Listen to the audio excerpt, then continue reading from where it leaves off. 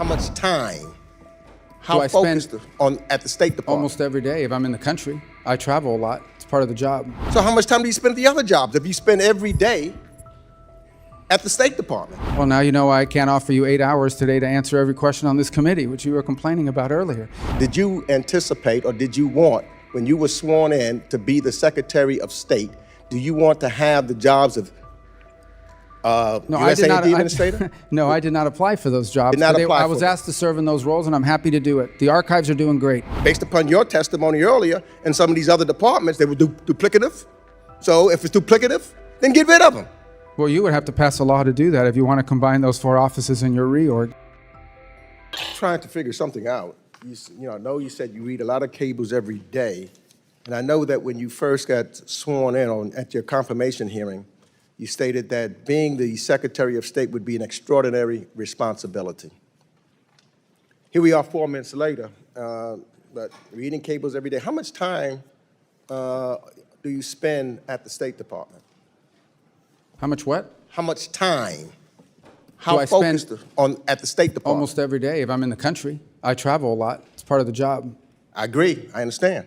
But now you have 4 jobs, don't you?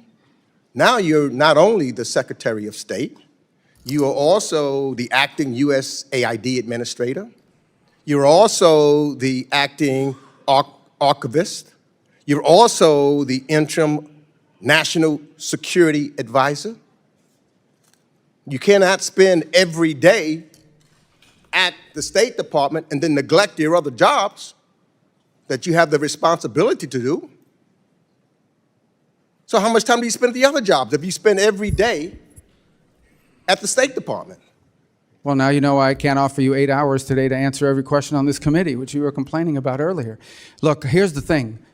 All those jobs are being done. USAID largely has been folded into the... Do you want my answer? Do you want to... No, I just want to know this. Did you anticipate or did you want, when you were sworn in to be the Secretary of State, do you want to have the jobs of USAID Administrator? No, I did not apply for those jobs. Did not apply I was for them. asked to serve in those roles, and I'm happy to do it. The archives are doing great.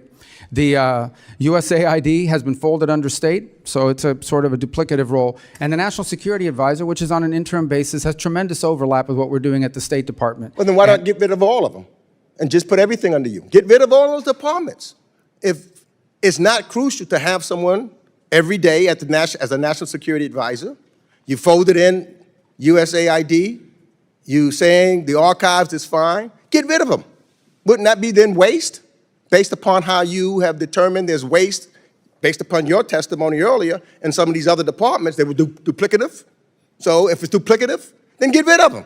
Well, you would have to pass a law to do that if you want to combine those 4 offices in your reorg. Well, look, that hasn't stopped you in the past because the law requires you to consult with Congress on any proposed reorganization of USAID or the State Department. That hasn't happened. I agree. It should be the Congress's responsibility.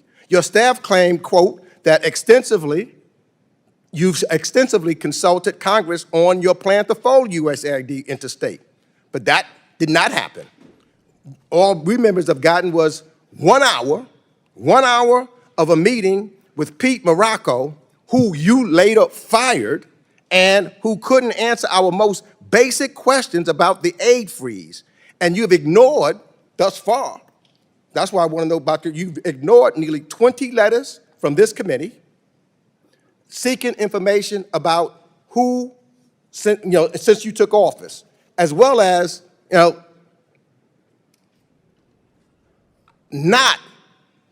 we spoke one time, but not consulting this committee at all. I don't call that extensive consultation. So you're right. Things that you've done should be in collaboration with the United States Congress. But surely the USAID and all of these other things Congress was not consulted one time. Senator Rubio would have demanded it. Well, we've complied with every part of the law. Every single part of the law has been complied with, including, you, for example, have written us 16 letters. You've been briefed on 7 of them. Some of them we couldn't answer, and we told you why we couldn't answer, because they were subject to litigation. 4, you've gotten answers in writing, and 5 we've gotten just in the last few days. Well, have not. 16 letters. I've been there 17 I weeks. have You write not. me a letter I'm a going to week. yield my last. Where for the first time since the end of the Cold War, the United States had a near-peer competitor and adversary in the state of China. And we need to confront that. And our foreign policy needs to be geared around that and on the realities of this new world. And so what that means is we have to have a State Department that can deliver on a foreign policy that is rooted in the national interest of the United States. To defend the national interest of the United States requires us, number one, to make sure that every dollar we spend and every action we take has to have measurable outcomes that deliver for the American people. They have to either make our country safer, or they have to make our country stronger, or they have to help make our country more prosperous. It has to do at least one of those three things. And ideally, whether it's a program or a measure that we take, it should do all three of them. Now, what that means is that there are some great causes in the world. There really are. There are some great causes. There are some horrifying things that are happening on the planet. America cannot solve every single one of them. What we need to focus on is prioritizing our foreign policy to those areas that are in our national interest. Now, we will still remain the largest contributor of foreign aid and humanitarian assistance on this planet by far. The United States, even under the budget that's before you today, and the changes we have made, will still contribute more in foreign aid than the next 10 countries combined, than the entire OECD. The next closest country is not China, it's Germany, and it's way behind us, even now. But that foreign aid has to be geared towards our national interests.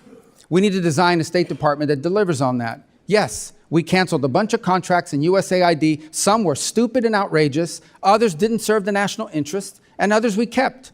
And we are folding it under the Department of State. And you know why? Because we want it to be part of the toolbox of foreign policy, not a standalone. It is not charity. Foreign aid is not charity. It is designed to further the national interest of the United States. So we will do humanitarian assistance. We will do food assistance. We will do developmental assistance. And we will do security assistance. But we will do it driven by our embassies and our regional bureaus. Because what those issues mean look very different in Guatemala than they may in Chad or in Kenya or in some other part of the world in the Indo-Pacific. And so one of the things that we have tried to do in our reorganization is drive power and influence on policymaking and decision-making to the regional bureaus and ultimately to our embassies. Our embassies, our ambassadors, are the front line of American foreign policy. The most important thing I do every single day is not read memos, it's read cables. Every night I get 10, 15 select cables from stations around the world, different embassies. The best ideas in that building come from the ground up from our embassies. Now I want to tell you something else. Look, I did serve in the Senate for a long time, so this is a new job to me. When I got there, I'd get a memo. I still get these memos. I should have brought one today. In order for an idea to reach me, a decision to reach the Secretary of State, some of these things have to be checked off by 40 people, 40 boxes. And if any one of these people has a question, they can hold it up before the idea even ever gets to me. Now that sounds like a crazy thing to begin with. We can't afford it in the 21st century. We have to be able to move very quickly. And a case in point is what happened last week. Syria, under a new authority, granted people with some checkered background, is on the verge of collapse potentially. And if it collapses, it will devolve into civil war. And civil war will mean that it will become a playground for ISIS and other jihadists, not to mention Iranian influence coming back in. So there's no guarantee that by outreach and working with the transitional authority in Syria, things are going to work out. It may work out, it may not work out. But if we don't reach out and try, it's guaranteed to not work out. And so we had to move very quickly to action that. If we had not done sanctions relief last week, and now the EU has followed suit, then our partners in the region could not have provided donor dollars so that transitional authority could try to stabilize its governance of the country. That place could have collapsed within weeks and become an ISIS playground once again. There is no way that a traditional system could have delivered on that. It would have gone to the interagency. It would have gone to 6 to 9 months of debate. Any individual could have held it up with an information hold, and we never would have acted. We can't afford it. The world moves too quickly. And so we need to drive policy from the ground up, from our embassies and our regional bureaus, and that's what we're doing. And that's what we're doing. On the last point I would make about foreign aid has to be part of our portfolio, part of what we do, and it has to be consistent with our agenda in any region of the world or any country. And oftentimes you will find, and maybe some of you have found when you travel, you go talk to an ambassador and they will tell you what USAID was pushing and what they are pushing in the country are not just different, they're in contradiction. And in many cases, USAID programs were undermining the mission of the embassy. That's a fact. And I heard that over and over again. I've heard it in the Caribbean basin, and I've heard it in other parts of the world. I am not the first Secretary of State that wanted USAID and foreign aid to be under the Department of State. I'm just the first that's been able to do it. And I'm glad we've done it, and it will deliver better foreign policy and, frankly, more accountability and more oversight opportunities for your committee down the road. Thank you.